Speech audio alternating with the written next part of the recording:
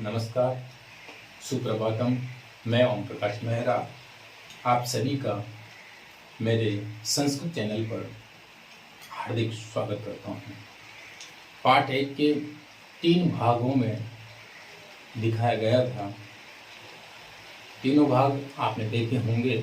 कैसे लगे कमेंट्स के माध्यम से बताएं। अगर आपको वीडियो अच्छी लगे तो लाइक, कमेंट्स और सब्सक्राइब करें। धन्यवाद। आते हैं हम पाठ द्वितीय पर। पाठ द्वितीय बुद्धि बलवती सदा, इसके बारे में अध्ययन करेंगे। यह सुप्त सप्तति नामक ग्रंथ से लिया गया है।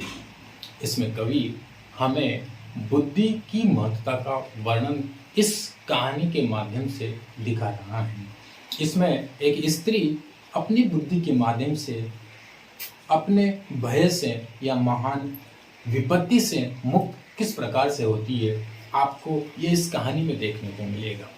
तो आइए देवल नामक गांव की राजसिंह नामक राजपूत की पत्नी बुद्धिमती की कहानी का वर्णन इस पाठ में देखेंगे। अस्ति है देवल आख्यो नामक गांव। तो देवल नामक गांव है। देवल नामक गांव है। तत्र वहां पर, यानी कि देवल नामक गांव में, तो वहां पर राजसिंह नाम का राजपूत रहता था। वहां पर राजसिंह नाम का राजपुत्र का मतलब राजपूत वसती यानी रहता, इसमें यानी था। तो वहां पर देवल नामक गांव में राजसिंह नाम का राजपूत रहता था। एक बार केनापि किसी आवश्यक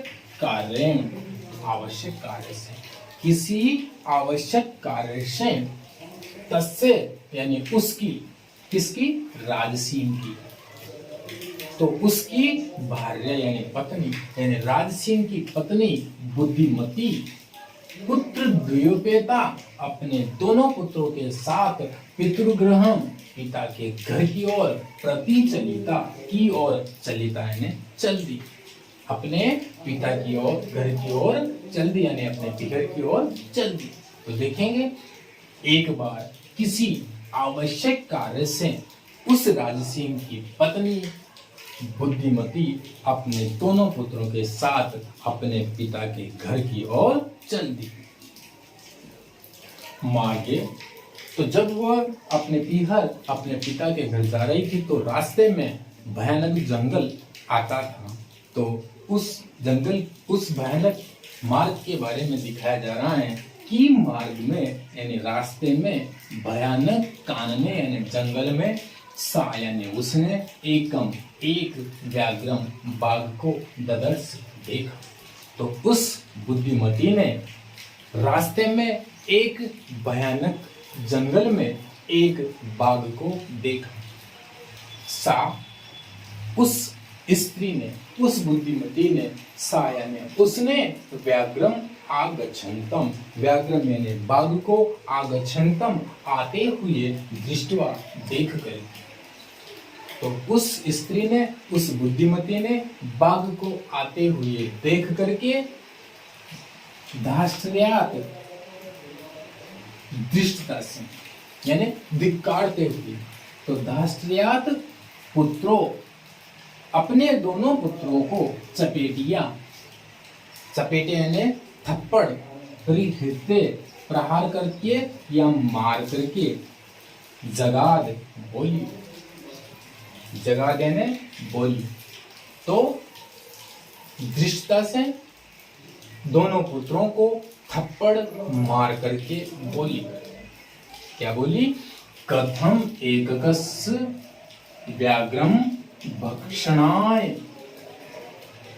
कलह कुरुथ, कि कैसे एक बाघ को भक्षणाय खाने के लिए कलह कुरुथ झगड़ा कर रहे हो।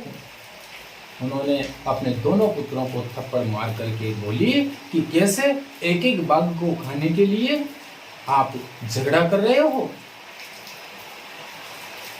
अयम एकस तावत द्विभज्य, अयम यह एक ही है, ये एक बाघ है, तावत तो द्विभज्य दोनों बांट करके, भुज्यताम खा लीजिए, भुज्यता मैंने खा लीजिए, ये एक है, इसे दोनों ही बांट करके और खा लीजिए। क्यों झगड़ा कर रहे हो, ये फिलहाल अभी एक बाघ मिला है, इसे दोनों बराबर भागों में बांट करके खा लीजिए। पश्चात बाद में अन्य द्वितीय दूसरा, कश्चित लक्ष्यते कोई लक्ष्यते ने देखा जाए, बाद में कोई दूसरा मिलेगा तो देखा जाएगा।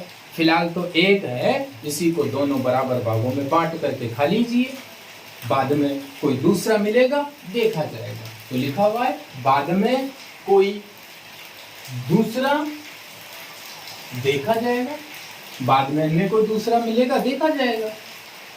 इति इस प्रकार श्रुत्वा, यानी कि इति यानी इस प्रकार, जो ऐसा जो इस बुद्धिमती के द्वारा कहा गया, यहाँ से जो लिखा हुआ है, तो ये इन्वर्टेड कोमा में जो लिखा हुआ है, इन्वर्टेड कोमा जो लगी हुई है, यहाँ से ये यहाँ तक जो लिखा हुआ है, ऐसा जो स्त्री उस स्त्री ने बोला तो उससे सुनकर के, तो इति यानी ऐसा, श्रुत्वा सुनकर के, बाघ व्याघ्र मारी यानी बाघ को मारने वाली, काचिदी ये मिति, काचिदी ये मिति यानी कोई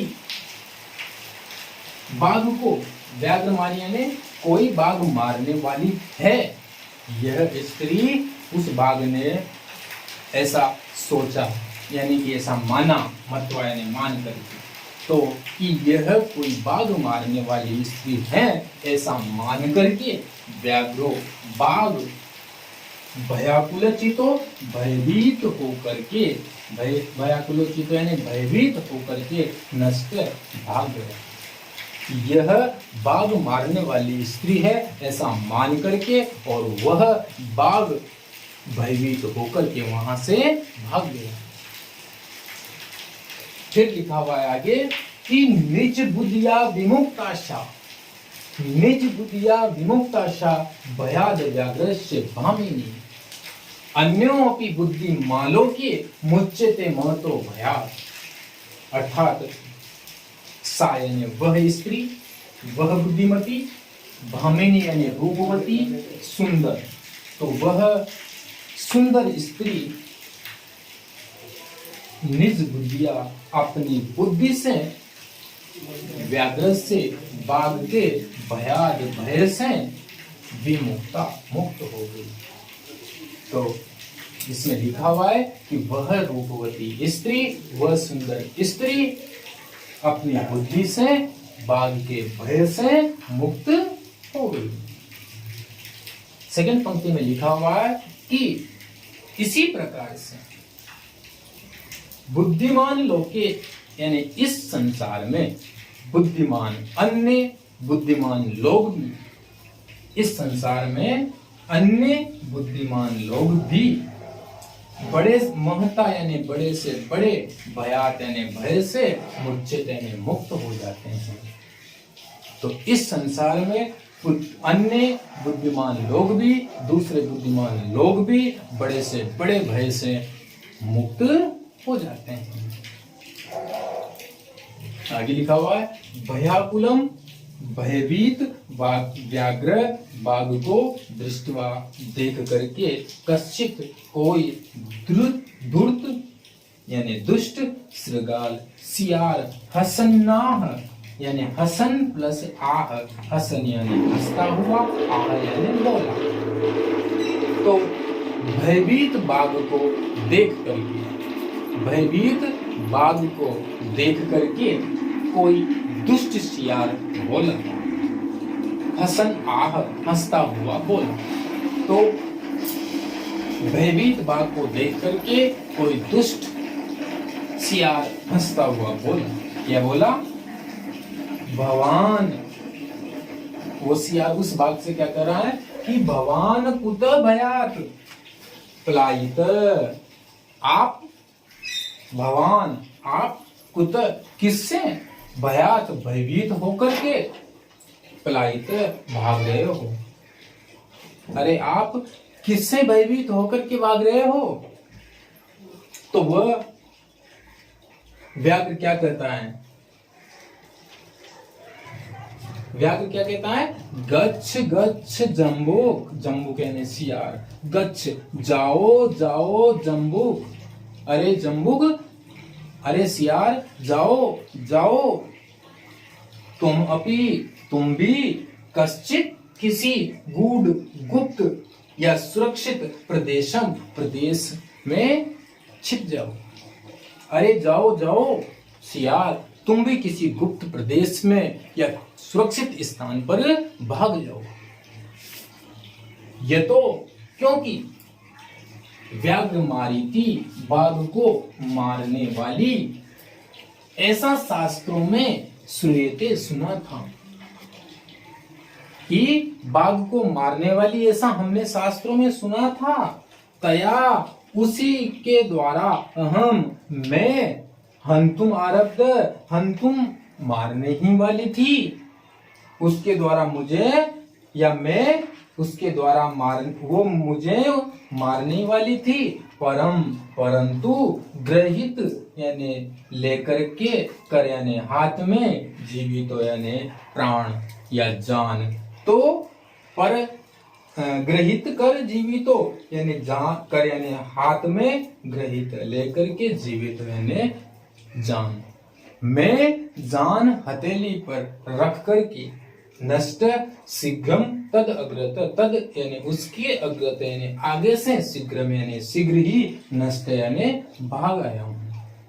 तो वापस यहां से देखेंगे कि ये तो क्योंकि बाघ मारने वाली, ऐसा शास्त्रों में सुना था, उसी के द्वारा वो मुझे मारने वाली थी, परंतु मैं जान हथेली पे रख करके उसके सामने से भाग आया हूं।